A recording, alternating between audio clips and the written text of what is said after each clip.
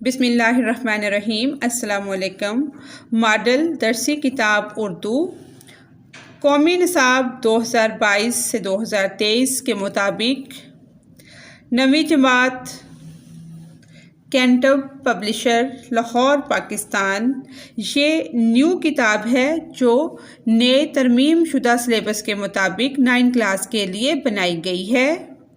آج ہم اس کا پہلا سبق جو کہ نظم ہے حمد، اس کو سولو کرنے جا رہے ہیں۔ حاصلات تعلم جو SLO ہیں وہ کیا ہیں؟ اس سبق کی تکمیل کے بعد طلبہ اس قابل ہو جائیں گے کہ وہ زبان شناسی، یہ اس کا حاصلات تعلم ہے۔ SLO student learning outcome, سب سے پہلے ہے زبان شناسی، متضاد الفاظ کی جوڑیوں کی شناخت اور تحریر میں استعمال کر سکیں۔ نظم بے لحاظ موضوع حمد، دعا، مناجات میں امتیاز کر سکیں۔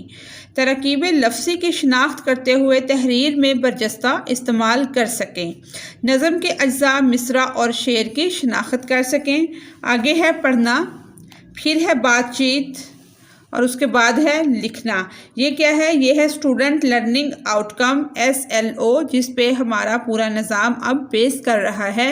پیپر بھی جو آئیں گے وہ اسی سینس میں آئیں گے، کسی مخصوص ٹاپک یا کتاب سے نہیں آئیں گے۔ اس کو حمد کو لکھا ہے مظفر وارثی، اس کے شاعر کا نام ہے۔ تھوڑا سا انٹروڈکشن بس ہم کرتے ہوئے اس کی تشریح کی طرف چلتے ہیں۔ حمد نظم کی ایسی صنف ہے جس میں اللہ تعالیٰ کی تعریف منظوم انداز میں بیان کی جاتی ہے۔ حمد لکھنے کے لیے کوئی مخصوص ہیئت نہیں ہوتی۔ اس کے شاعر ہیں مظفر وارثی، یہ ان کی پیدائشی نام، البروف، پیدائش، وفات، پیشہ، اعزازات، تصنیف و تالیف، انہوں نے جو کتابیں لکھی ہیں وہ سب، یہ اسٹوڈنٹس کو ہم یاد لازمی کروائیں گے کیونکہ اس کے اندر سے بھی MCQs اور چیزیں آ سکتی ہیں۔ یہ سارا اس کا انٹروڈکشن ہے۔ اس کے بعد یہاں سے ہم اس کو سٹارٹ کرتے ہیں۔ حمد، یہ اس کا پہلا شعر ہے، شعر نمبر 1۔ کوئی تو ہے جو نظام ہستی چلا رہا ہے، وہی خدا ہے، دکھائی بھی جو نہ دے، نظر بھی جو آ رہا ہے، وہی خدا ہے۔ یہاں ہم اس کے پہلے شعر نمبر 1 جو ہم نے پڑھ لیا ہے، الفاظ معنی، نظام ہستی کائنات کا نظام، دکھائی دینا، نظر آنا۔ آگے ہم اس کی تشریح کرتے ہیں۔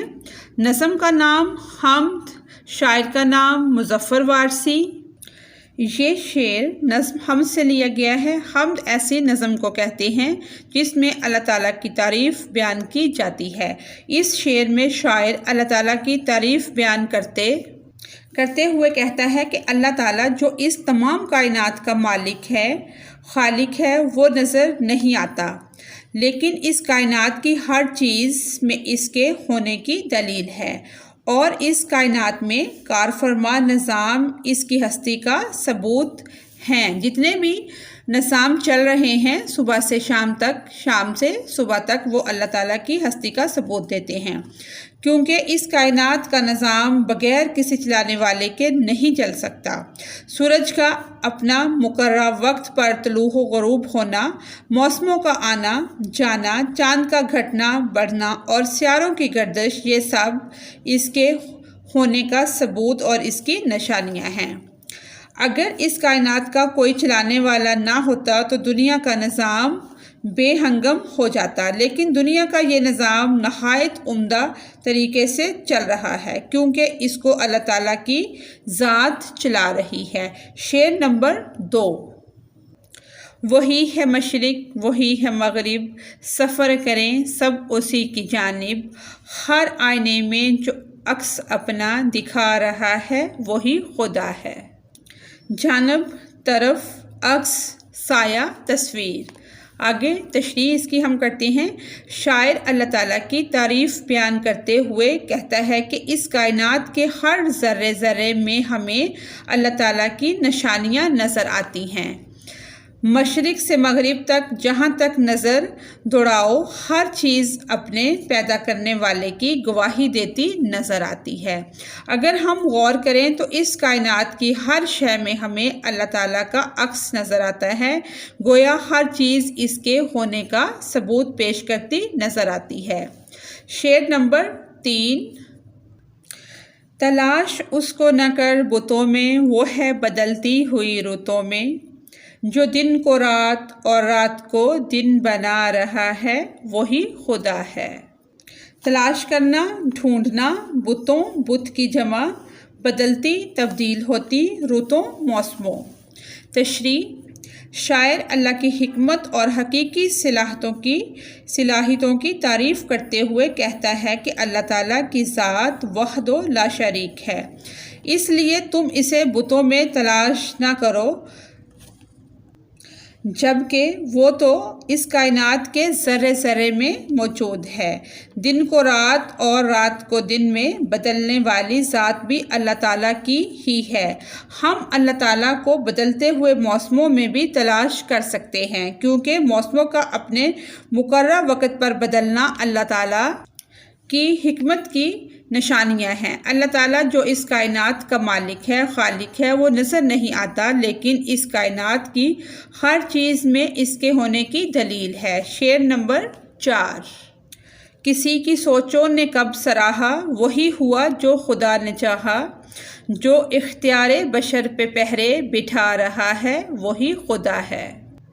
سراہا، تعریف کرنا، سراہنا، بشر، انسان، اختیار، اپنی مرضی کے مطابق کام کرنے کی قدرت۔ خدا نے چاہا، اللہ تعالیٰ نے بہتر سمجھا۔ پہرے، پابندی، پہرے کو ایسے بھی لکھ سکتے ہیں۔ تشریح ہے: شاعر اللہ تعالیٰ کی تعریف کرتے ہوئے کہتا ہے کہ اس کائنات کی ہر چیز اللہ تعالیٰ کے حکم کی تابع ہے۔ اگر ہم کسی چیز کی خواہش کریں اور اس کے حصول کے لیے سوچیں اور جدوجہد کریں، مگر وہی ہوتا ہے جو اللہ تعالیٰ چاہتا ہے، کیونکہ اس کائنات کا تمام نظام اللہ تعالیٰ ہی چلا رہا ہے۔ اللہ تعالیٰ نے انسان کو محدود اختیارات دے رکھے ہیں۔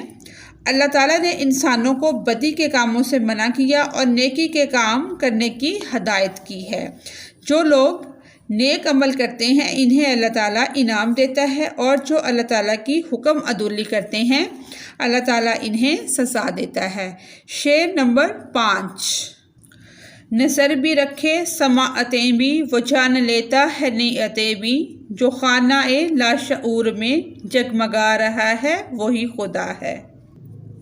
سماعت، سننے کی قوت، شعور، سمجھ، جگمگانا، روشن ہونا، خانہ لاشعور، ذہن کا وہ حصہ جس میں موجود جبلتوں، محرکات اور تصورات تک شعوری طور پر رسائی ممکن نہیں۔ تشریح: شاعر اللہ تعالیٰ کی صفات کا ذکر کرتے ہوئے کہتا ہے کہ اللہ تعالیٰ ہمارا خالق و مالک ہے، وہ ہماری ایک ایک حرکت، ہر لمحہ اور ہر وقت دیکھ رہا ہے۔ ہمارا ہر ایک ایک لفظ، چاہے وہ زبان سے ادا کیا جائے یا دل میں بولا جائے، سن رہا ہوتا ہے۔ اس لیے وہ ہماری ہر دعا کو سنتا ہے، انہیں قبول کرتا ہے۔ ہم جو اس سے مانگتے ہیں وہ بھی ہمیں دیتا ہے، اور جو نہیں مانگتے اس سے بھی نوازتا ہے۔ اللہ ہی ہے جو ہماری شہ رگ سے بھی زیادہ قریب ہے، وہ ہمارے ارادوں سے بھی واقف ہے اور اس کے پیچھے چھپی ہماری نیتوں سے بھی واقف ہے۔ وہ ہمارے لاشعور کی گہرائیوں تک اور دل و دماغ کے ہر گوشے تک رسائی رکھتا ہے۔ اس نے ہمیں پیدا کیا اور وہی ہمیں زندگی اور موت دے گا۔ شعر نمبر 6۔ کسی کو تاج وقار بخشے، کسی کو ذلت کے غار بخشے، جو سب کے ماتھوں پہ مہر قدرت لگا رہا ہے وہی خدا ہے۔ تاج و وقار، عزت، ذلت، رسوائی، مہر قدرت، یہ میم ہے، مہر قدرت اللہ تعالیٰ کا حکم، ماتھا، پیشانی۔ تشریح: شاعر اللہ تعالیٰ کی تعریف کرتے ہوئے کہتا ہے کہ اللہ تعالیٰ اس کائنات کا اور اس میں موجود ذرے ذرے کا خالق و مالک ہے۔ اس نے ہمیں بے شمار نعمتیں عطا کی ہیں اور ہمیں اشرف المخلوقات بنا کر ہمیں عزت و وقار بخشا۔ اللہ تعالیٰ اس دنیا میں جسے چاہتا ہے عزت کا تاج پہناتا ہے اور جسے چاہتا ہے ذلت کے اندھیروں میں پھینک دیتا ہے۔ ہم اس دنیا میں جو بھی اعمال کرتے ہیں اللہ تعالیٰ ہمیں اس کے مطابق سزا یا جزا دے گا۔ اگر ہم نیک اعمال کریں گے تو ہمیں انعام دے گا، انعام کی صورت میں جنت عطا کرے گا اور ان لوگوں کی پیشانیاں روشن کر دے گا اور گنہگاروں کو سزا دے گا۔ شعر نمبر 7۔ سفید اس کا سیاہ اس کا، نفسا نفس ہے گواہ اس کا، جو شعلہ جان جلا رہا ہے بجھا رہا ہے وہی خدا ہے۔ الفاظ میں نے جو ہیں، شعلہ جاں زندگی، سفید گورا، گواہ شاہد، نفس وجود۔ تشریح ہے، آخری شعر میں شاعر مظفر وارثی اس بات کی طرف اشارہ کر رہے ہیں کہ اس کائنات کی ہر شے اللہ تعالیٰ کی موجودگی کی گواہی دیتی ہے۔ شے کے ساتھ بڑی جے آئے گا، گواہی دیتی ہے۔ دن کا یہ دیے ہوئے ہے، اس میں ہم دیتی بھی لکھ سکتے ہیں۔ دن کا اجالا ہو یا رات کی سیاہی، ہر چیز اللہ تعالیٰ کی موجودگی کا مظہر ہے۔ شاعر کہتا ہے کہ زندگی اور موت اللہ تعالیٰ کے ہاتھ میں ہے۔ ہر روز لاتعداد انسان اس دنیا میں آ رہے ہیں، جنم لے رہے ہیں اور اسی حساب سے لاتعداد لوگ اس دنیا سے کوچ کر رہے ہیں، وفات پا رہے ہیں۔ کسی انسان نے کتنا وقت اس دنیا میں گزارنا ہے یہ سب اللہ تعالیٰ کو معلوم ہے۔ اللہ تعالیٰ قرآن مجید میں ارشاد فرماتے ہیں، ہر ذی روح کو موت کا مزہ چکھنا ہے، کل نفس ذائقۃ الموت۔ غرض اس کائنات کی ہر شے انسان، حیوان، چرند پرند، نباتات، سورج، چاند، ستارے، آسمان، پہاڑ، باغات، ان سب کا نظام اللہ تعالیٰ کے ہاتھ میں ہے۔ اب ہم اس کی مشق کو حل کرتے ہیں جس میں فہم کے ساتھ نظم پڑھ کر سوالات کے جواب نے ان کے جواب لکھے ہیں۔ آئیے ان کو دیکھتے ہیں۔ پہلا سوال ہے، شاعر اس حمد میں اللہ تعالیٰ کی قدرت کو کیسے بیان کرتا ہے؟ اس کا جواب ہے، شاعر اس حمد میں اللہ تعالیٰ کی قدرت کو بیان کرتے ہوئے کہتے ہیں کہ اللہ تعالیٰ کی قدرت کے جلوے کائنات کی ہر شے میں نظر آتے ہیں۔ جہاں تک نگاہ دوڑائیں ہمیں اس کی قدرت کی نشانیاں نظر آتی ہیں۔ زندگی، موت، عزت، ذلت سب اسی کے ہاتھ میں ہے۔ اللہ تعالیٰ سب سننے والا اور سب جاننے والا ہے۔ اللہ انسان کی شہ رگ سے بھی زیادہ قریب ہے۔ کائنات کی ہر شے اللہ کے حکم پر چل رہی ہے۔ دوسرا کویسچن ہے، سوال نمبر 2 ہے، متذکرہ حمد میں اللہ تعالیٰ کے بارے میں جس کا ذکر کیا گیا ہے اس حمد میں اللہ تعالیٰ کے بارے میں کیا کہا گیا ہے؟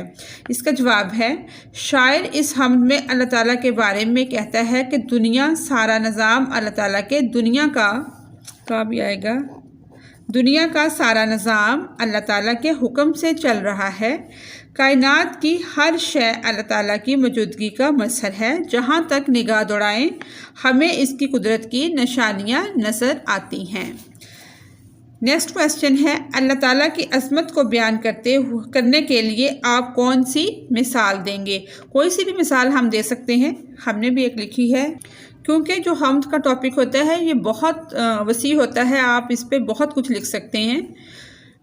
شاعر اللہ تعالیٰ کی عظمت بیان کرتے ہوئے کہتا ہے کہ اللہ تعالیٰ کی ذات وحدہ لا شریک ہے، اس لیے تم اسے بتوں میں تلاش نہ کرو بلکہ وہ تو اس کائنات کے ذرے ذرے میں موجود ہے۔ دن کو رات اور رات کو دن میں بدلنے والی ذات بھی اللہ تعالیٰ کی ہی ہے۔ ہم اللہ تعالیٰ کو بدلتے ہوئے موسموں میں بھی تلاش کر سکتے ہیں۔ اللہ تعالیٰ جو اس تمام کائنات کا مالک ہے، خالق ہے، وہ نظر نہیں آتا لیکن اس کائنات کی ہر چیز میں اس کے ہونے کی دلیل ہے۔ نیکسٹ اس کا جو کویسچن ہے، نظر بھی رکھے سماعتیں بھی، وہ جان لیتا ہے نیعتیں بھی۔ اس مصرے سے آپ کے ذہن میں کون سی قرآنی آیت آتی ہے؟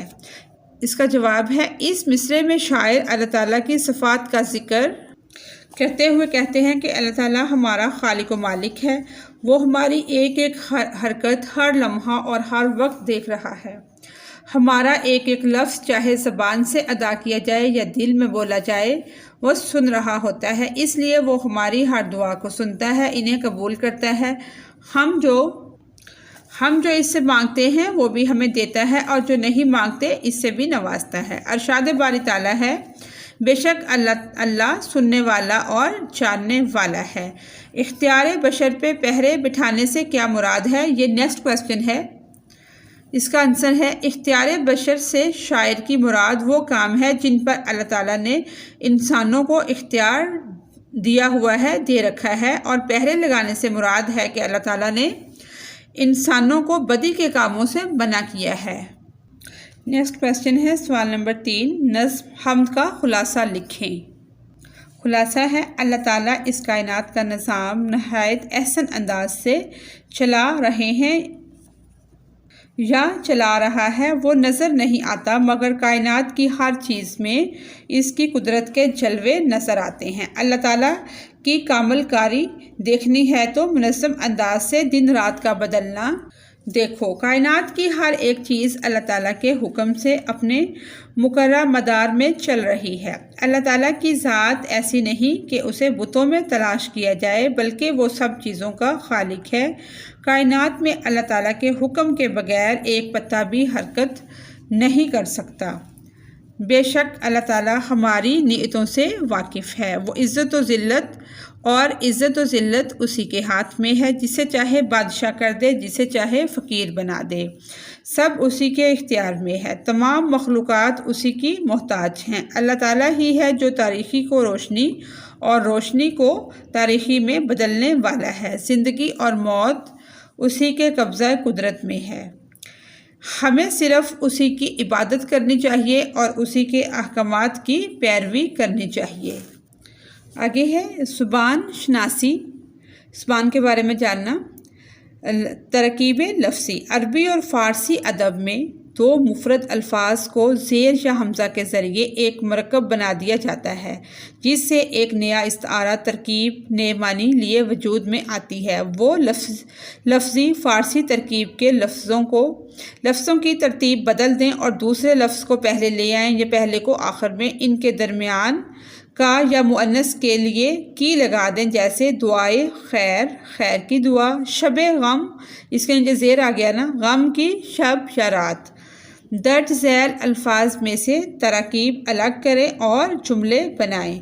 شجر ریاض، ثمر نحال، بالخصوص گرجتے بادل، رب کی عطا، دستے دعا، دعائے خیر اور دستے دعا جن کے نیچے زیر ہے شجر ریاض، ثمر نحال، یہ ہم نے الگ کرنے ہیں۔ شجر ریاض باغ کا درخت، ثمر نحال خوشحالی کا پھل، گرجتے بادل، بادل کا گرجنا، دستے دعا، دعا کا ہاتھ، دعائے خیر، خیر کی دعا، رب کی عطا، اللہ کی دی ہوئی نعمت۔ الفاظ جملے، شجر ریاض ایدی ویلفیئر سروس عبدالستار ایدی کی شبانہ روز محنت کا شجر ریاض ہے۔ ثمر نحال، مسلسل محنت سے ہی ہمیں ثمر نحال میسر آ سکتا ہے۔ گرجتے بادل، برستی بارش اور گرجتے بادل برسات کا پتہ دیتے ہیں۔ دستے دعا، اللہ تعالیٰ دستے دعا بلند کرنے والوں کو کبھی مایوس نہیں کرتا۔ دعائے خیر، ہمیں ہمیشہ اللہ تعالیٰ سے دعائے خیر کرتے رہنا چاہیے۔ رب کی عطا، صحت ایک بہت بڑی رب کی عطا ہے۔ سوال نمبر 5 ہے، ہر جزو کے سامنے دیے گئے درست دائرہ کو پر کریں۔ حمد لفظ ہے عربی زبان کا، اس کو پر کر دیا ہے۔ اللہ آگے ہے، حمد بنیادی طور پر وہ صنف ہے جس میں اللہ تعالیٰ کی صفات کا ذکر ہو، صحابہ کرام رضی اللہ عنہم کی ستائش و تعریف ہو۔ اس میں یہ کریکٹ ہے، اس کو ہم نے فل کر دیا ہے۔ تھرڈ والا ہے، لفظ مناجات مشتق ہے عربی زبان کے لفظ نجوی سے۔ فورتھ نمبر پہ ہے، چوتھا جو ہے، ذیل میں ترکیب لفظی کی درست مثال نوائے درد۔ ترکیب لفظی کے درست ہونے کا پتہ کیسے چلتا ہے؟ دونوں الفاظ کے ہم معنی ہونے سے، دونوں الفاظ کی ترتیب بدلنے اور کا کے اضافے سے پراسر معنی دونوں الفاظ، یہ اس کا صحیح والا ہے۔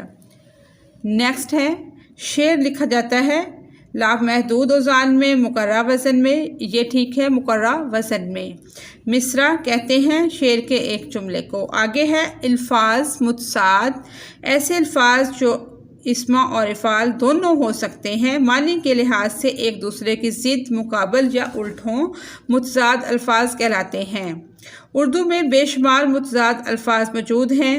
بے قدر ضرورت متضاد الفاظ جوڑی کی صورت میں جملے میں ایک ساتھ بھی استعمال ہوتے ہیں، جیسے رات دن کا مخصوص ترتیب سے آنا اللہ کی قدرت کا مظہر ہے۔ انسان کو اپنے ظاہر و باطن کو ایک سا رکھنا چاہیے۔ نیکسٹ کویسچن ہے درج ذیل الفاظ کے متضاد لکھیں اور ہر جوڑی سے ایک جملہ تحریر کریں۔ مشرق دن اصل، شعور سفید جلانا۔ مشرق مغرب، دن رات، اصل عبد، شعور لاشعور، سفید سیاہ، جلانا بجھانا۔ الفاظ جملے جو ہم نے لکھے ہیں، مشرق و مغرب، اللہ تعالیٰ مشرق و مغرب کا خالق و مالک ہے۔ دن رات کا آنا جانا اللہ تعالیٰ کی حکمت و کاریگری کی نشانیاں ہیں۔ ازل سے ابد، پاک چین تعلقات ازل سے ابد تک جاری و ساری رہیں گے۔ شعور و لاشعور، اللہ تعالیٰ انسان کے شعور و لاشعور بلکہ دل کے ہر گوشے تک رسائی رکھتا ہے۔ سیاہ و سفید، اللہ تعالیٰ ہی سیاہ و سفید کا مالک ہے۔ جلانا اور بجھانا، زندگی کی شمع کو جلانا اور بجھانا اللہ تعالیٰ ہی کی صفت ہے۔ نیکسٹ ہے مناجات۔ مناجات عربی لفظ نجوی سے مشتق ہے جس کے معنی سرگوشی کے ہیں۔ مناجات کا مفہوم سرگوشی میں اللہ سے دعا کرنا، اپنے دل کا حال بیان کرنا، اپنی ضرورت کے پورا ہونے کی آرزو کرنا، اپنے لیے نجات اور دنیا و آخرت کی کامیابی کا چاہنا ہے۔ شاعری میں مناجات کا مفہوم دعائیہ نظم ہے۔ حمدیہ نظم اور مناجات کا فرق کسی مثال سے واضح کریں۔ اس کا جواب ہے حمد۔ حمد عربی زبان کا لفظ ہے جس کے لغوی معنی تعریف اور ثنا کے ہیں۔ ادبی اصطلاح میں حمد سے مراد اللہ تعالیٰ کی تعریف و ثنا ہے۔ اس لحاظ سے حمد وہ نظم ہے جو اللہ تعالیٰ کی تعریف اور عظمت و کبریائی بیان کرنے کے لیے لکھی جائے۔ حمد جیسی پرتقدس صنف سخن